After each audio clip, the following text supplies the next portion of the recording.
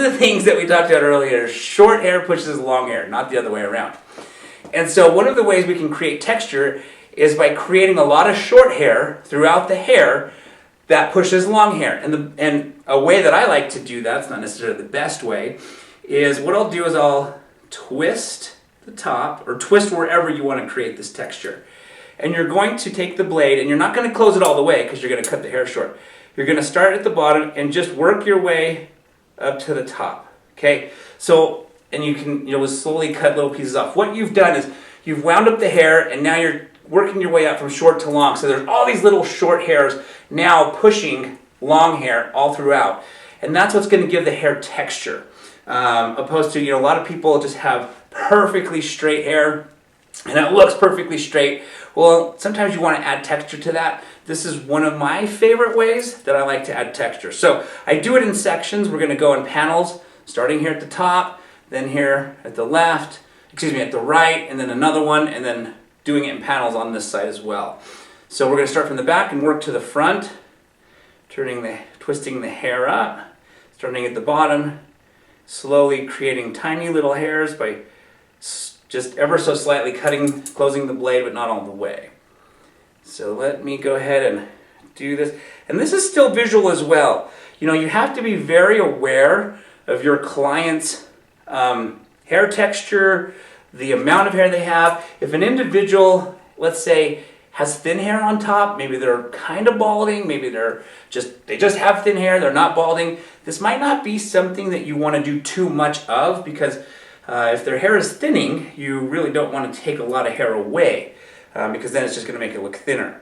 So again, it's very visual. You're going to look at the places that you think you want to create texture, maybe a place that's really thick, and implement this technique. So I've gone from the center to this way. Now I'm going to work this way. So take the hair, twist it. And one thing that I like to do is after I cut the hair, put the product in it, but I like to look at the hair one more time after the product's in. Just because I put product in the hair doesn't mean the haircut's officially done. A lot of times when somebody puts gel or pomade or whatever product into the hair, they typically feel like the haircut's complete. That's the best time to check one last time if the haircut looks good, because we just cut the hair in a shape that is visually appealing and technically good, but that doesn't. That's not how they're going to wear it. Without people typically put product in their hair, so I want to see how this haircut looks with product in it. And so I'll put the product in the hair, and then once the product's in the hair, I will at that point do one last visual check to make sure I like what I see.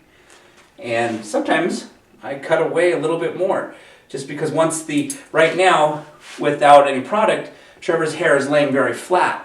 Once I put product, it might start to stick up, but I might not like the length of how high it sticks up, so at that point I might address that and cut it a little bit shorter. But the best way to know that, of course, is get to that point where we're putting product in. Okay, so now again I'm creating a little texture up here at the top, and I'm going to do, I think, one more thing.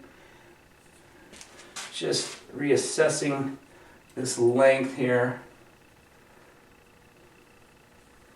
Okay, so I like the length here at the front. Let me show you guys. So visually, I'm liking what I see with the length that we have here. This was the short piece, as you can remember. The shape was cut like that. So we didn't take much off here because I wanted to keep that. However, when I look in the mirror, it's a little bit heavy, because if you can imagine, the shape we cut asymmetric to here, and then it was already to here. So there's this big heavy corner that, right here where the hair meets. And so it's kind of heavy right here. I like the length here, so I want to leave it heavy there, but I'm not crazy about how heavy it is as it works back towards the head. So we're going to just go here, right above the ear, and soften that corner. So let me pull the hair up, and you can see the shape.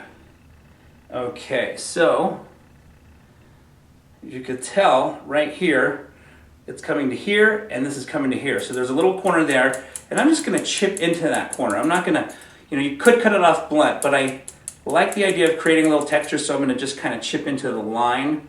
And there's the corner right here. You can see that shape. So chipping into the line. And one more time, chipping into this corner, just so it's not as heavy. Okay. And then turn them back to the mirror, take a peek to see if it's visually better. I'm liking what I see more.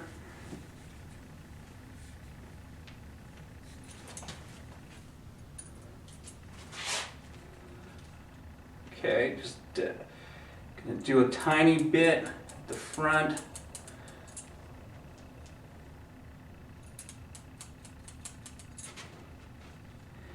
I'm just softening that corner just so it's not so thick and heavy right there. Okay, so now what we're going to do is we're going to put some product into the hair, kind of see how it looks, and then reassess it one last time after the product's in. I'm going to be putting in some craft clay. Me personally, I like this type of pomade because it's a dry pomade. There's different types of pomades, obviously, as you know. Some are more wet, some are dry. I like the pomades that leave the hair looking more on the drier side versus pomades that are looking more on the wet side. Alright, so now I'm just going to work the pomade into the hair, kind of mess it around. And one of the things that I like to do is I'll twist the hair. And that's what kind of creates texture, right? So if you basically kind of twist the hair like this, that's how you're going to create texture. So you can move the hair around, get the pomade into the hair, and then kind of just twist it in spots where you'd like to see texture. Now, again, this is something that you should typically do while facing the mirror, but I just wanted to kind of show you an example. So I'm going to turn Trevor back again to face the mirror.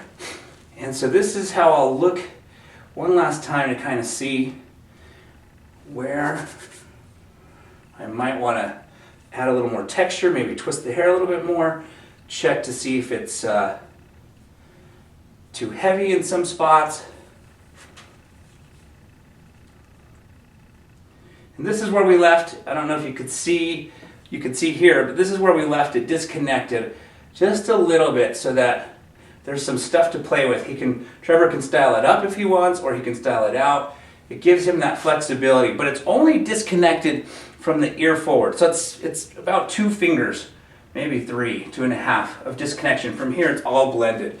But I like leaving a little something there.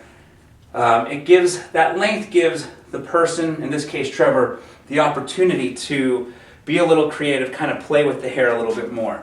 So we're going to do one last thing and kind of show you the product right now. What I'm going to do is ever so slightly, I'm just going to edge in a really fine part just to accentuate the disconnection there. Nothing major, but a very subtle part. So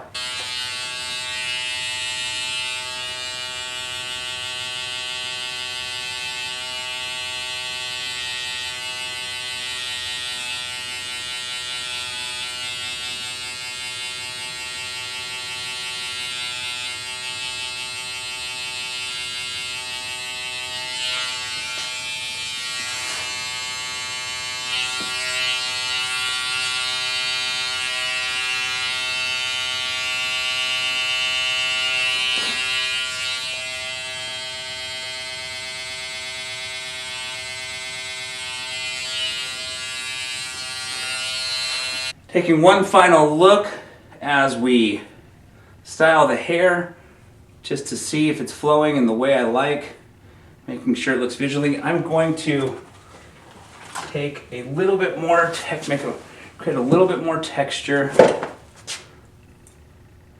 by just twisting. And I'm looking in the mirror as I do this. I'm not just randomly picking up hair, but I'm looking in the mirror and kind of seeing where it looks thick, where I could use more texture, And that's where I'm grabbing the hair, twisting, and then working my way up.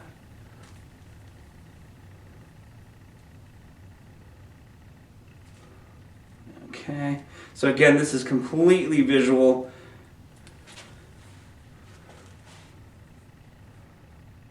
It's not just, a lot of people think that when they see me take this hair and twist it, they think I'm just randomly picking up parts of the hair. But it's actually all very visual.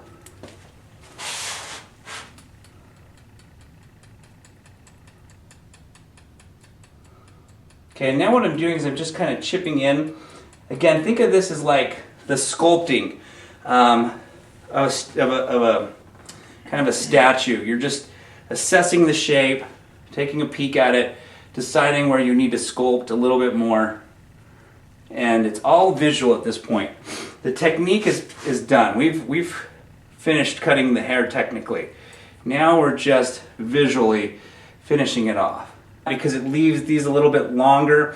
Like I said, he could always push it up if he wants. He could stick it out. It just gives the hair, it just gives the opportunity to play a little bit more with the hair. But that side's blended. This side's got some disconnection. So we just edged in a subtle part right there, turning all the way around. You could see, in this particular case, other than the edging of the part, we actually didn't even use clippers. Like I said before, you definitely can. It's much quicker, but for the sake of this video, we just wanted to demonstrate that you can definitely fade a hairline out even if you don't have clippers. So, on that note, this video is done. So, on that note, I will see you guys later.